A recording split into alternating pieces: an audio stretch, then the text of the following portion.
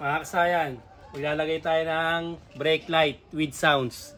Ito siya kasayan na dati naglagay tayo nito sa, sa Yamaha YTX. Ngayon naman sa Motorstar, TMX, Rusi, Euro, Motoposh. Pwede ito kasayan na. Dito natin siya po pwesto.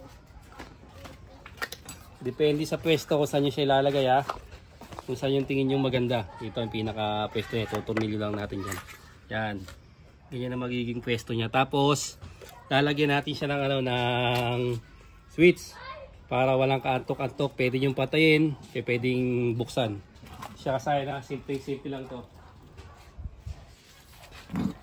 Hangganin lang natin yung ating upuan. Tapos, pupunta lang tayo sa may wiring natin dito. Ang hahanapin lang natin dito yung brake light at saka yung negative. Pwede sa body ground. Ang brake light natin dito ay kulay green. Ito, green na may lining na yellow. Tutukan mo to ha. Kailangan makita nila yung tamang kulay. Green na may lining na yellow. Ayan siya ha. Hindi solid green ha. Kasi yung solid green, yan yung ground. Ito.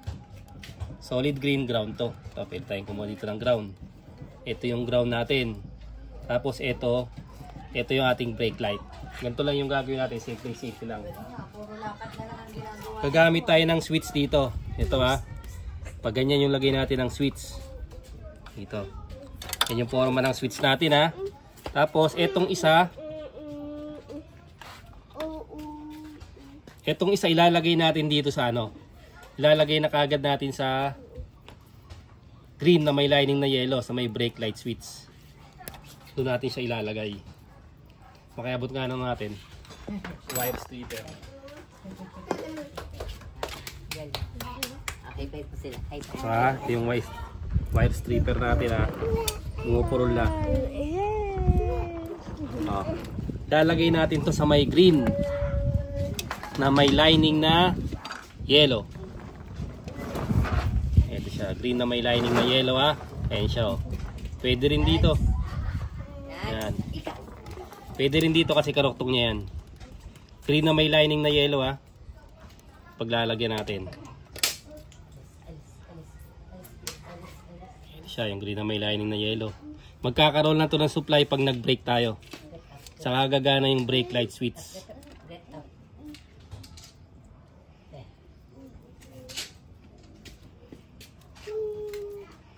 Siya. Tapos yung isa pwede namang body ground. Ito dito ang pwestuhan yan. Ito natin tutornilyo yan. Tingnan natin kung aabot ang ating tornilyo. Itong positive na to, yung isa, dito natin ilalagay.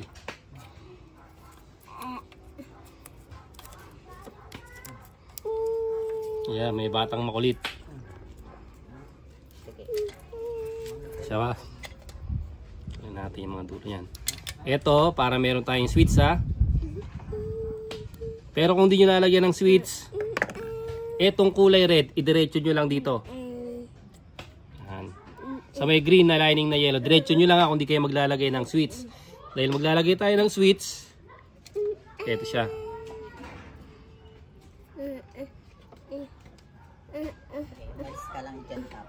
Yan ha. Brake light with sounds. Meron tayong sa Yamaha YTX. Ito, ang color coding nito, Rusi, Euro, Motoposh, Skygo, Pinoy 155,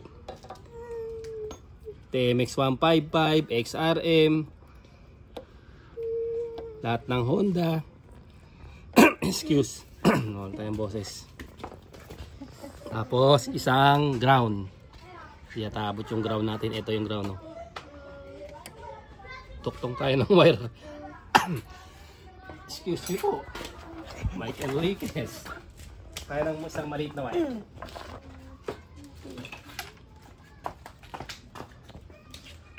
Sa ground. Ito yung ground ha. Yung ground niya ay black na may lining na green.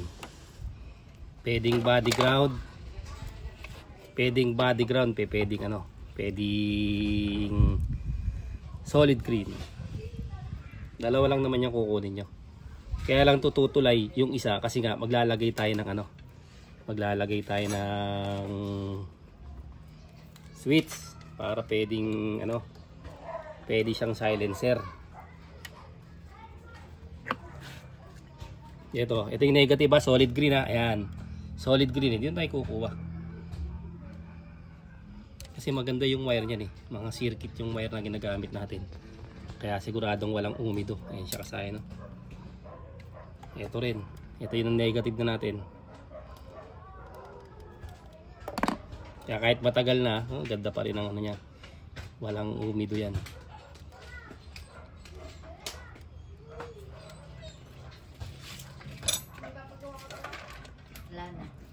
Tapos ito yung switch natin ha. Ang forma ng switch natin dito ha. Yan. Lalak lang natin yan dyan yung switch. Para pag gusto nyo nang nakapatay, okay siya. Yan ha. Tapos testing na natin. Testing na natin kasi kung gagana na siya. Uy, wala pa. Umiilaw din ba? Umiilaw din. Ginawa, umiilaw din yung ginlagay natin. Dito. Ha? Wala siyang ilaw? Wala to. Okay. Switch natin. What? I'm doing that. Umiilaw. Apo.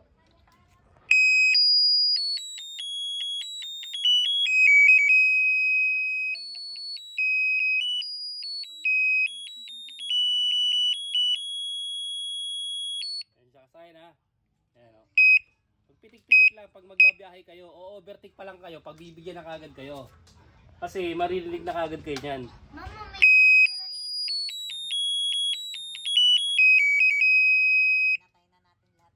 Tapos dito, kahit sa foot brake, okay din siya. Kahit foot brake ha, okay din yan ha.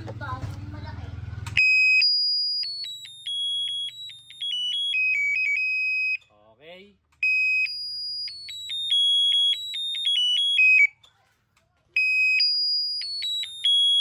Pagkagabi na. Oh. Ito lang ang gagawin natin pagkagabi na.